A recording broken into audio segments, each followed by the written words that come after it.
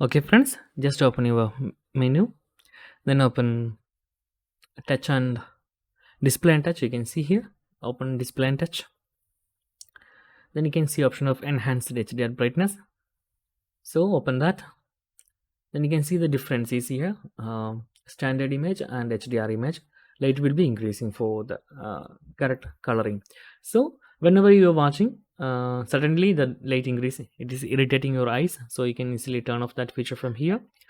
And then you are playing the HDR video images, the light will be same, and also you can simply adjust light by using slider. So in this way you can only adjust YouTube HDR video lighting.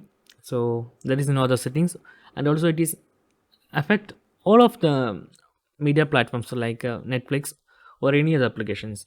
Okay, I'm not using Netflix, so I don't know Netflix have separate settings for HDR image, but actually it is working on Google Pixel with YouTube application also. So that's guys very useful function.